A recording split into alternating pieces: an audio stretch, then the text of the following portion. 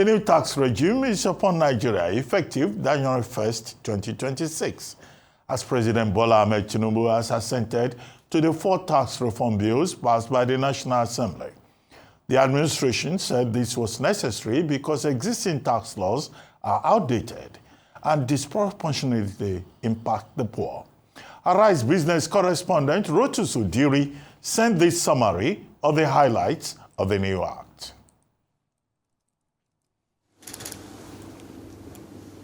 President Bola Tinubu has assented to the 4 tax reform acts recently passed by the National Assembly. The acts are Nigeria Tax Administration Bill, Nigeria Revenue Service Establishment Bill, and the Joint Revenue Board Establishment Bill. In his address to reporters, the chairman of the Federal Inland Revenue Service, Zach Adedeji, said the following: "It takes time for all the stakeholders, participants, operators, and the regulator to change the system. So, with the magnanimity of the National Assembly, Mr. President assented to the bills. So the effective date will be January the 1st of 2026. We have 6 full months for both sensitization and planning. This is also considering the fiscal year of the government, because when you have this kind of change, it's not what you do in the media." Here's what we know about the key reforms in the bills. For the Nigeria Tax Act, it swaps multiple rules into a single tax code. It also eliminates smaller overlapping taxes.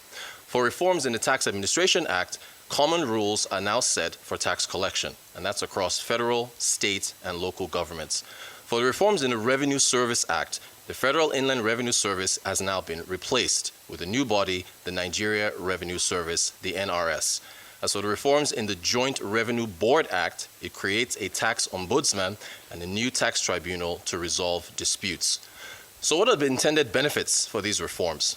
It's supposed to be felt mostly by low-income earners. Those earning ₦1 million or less get 200,000 naira rent relief. There's a VAT exemption on food, healthcare, education, and rent.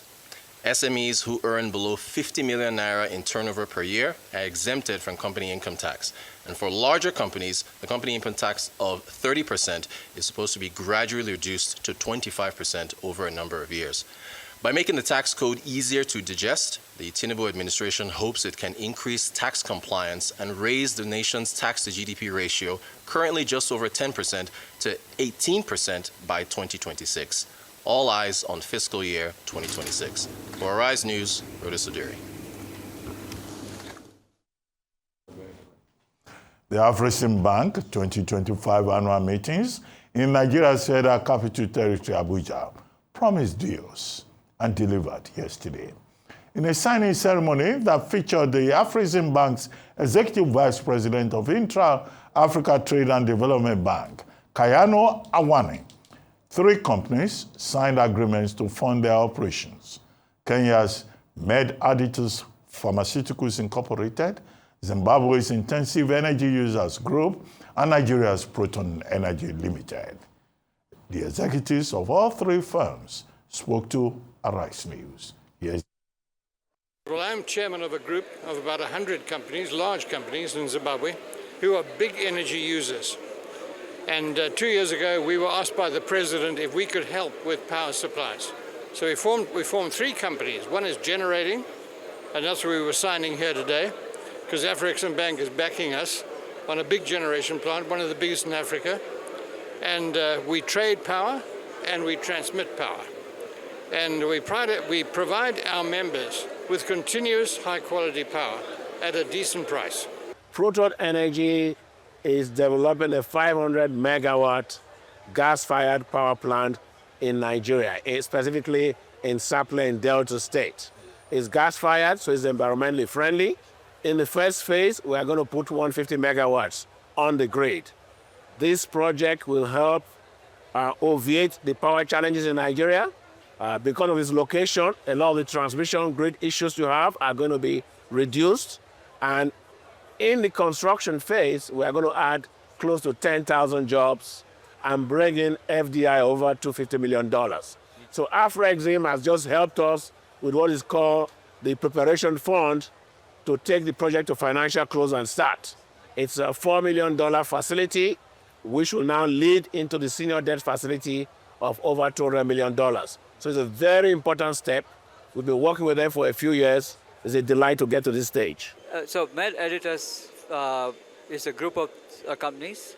5 years ago, I started that as a non-profit company in the U.S. with a major mission to improve access to medicine, high-quality, affordable medicine in African countries, because there is a tremendous amount of need, unmet patient need, unmet market need. So we decided that we will actually focus on Africa, sub-Saharan Africa, but then within that, we decided to first establish our presence in Kenya. Now, we needed a partner in an ambitious deal like this, a partner who actually understands the need and, most importantly, provides significant initial capital. So we were introduced to Afrexim Bank through one of our board members, Ngozi Bell, who actually has roots in Nigeria. And I think we then, as we talked, we could see that their mission and our mission is quite aligned. I've worked for the World Bank for over 20 years. And just like the name says, it's a World Bank. And when you look at Africa in terms of being part of the world, it's just a tiny, tiny part of it. So you often find that opportunities are missed, because when Africa is competing with the rest of the world, we usually don't get what we need immediately. This is the advantage of having regional banks like the one that is hosting us here today, because you are more focused, you are more result-oriented, and you understand the challenges that Africa has. Well, Rutu Sodiri, they are reporting from the Afrexim Bank Conference Summit, 32nd annual meeting of Afrexim Bank taking place in Abuja with the theme Building the Future on Decades of Resilience. And yesterday, we talked about, Benedicto Rama, professor, presenting the second edition of his book, and then Rutu Sodiri giving us some of the outcomes today. The conference is June 25 to 27, 28, taking place in Abuja. Deals are supposed to be signed, and deals are being signed, and Rutus has reported on that. And then there's also a lot of talk about trade and the African Continental Free Trade Agreement. Any takes on some of the outcomes? Very apt, like you said. Deals have been signed.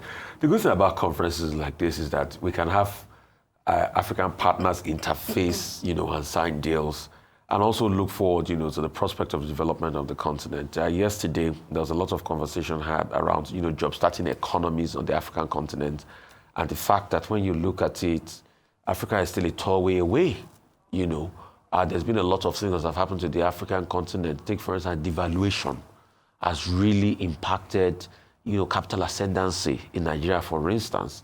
And how do you jumpstart that? You jumpstart that by putting due finance in place to be able to champion business. Take, for instance, after the devaluation, there was a report, I think by one of the sources around the IMF, that was talking about the fact that Nigeria is about the 12th poorest in the world now based on, income per capital of over, $800.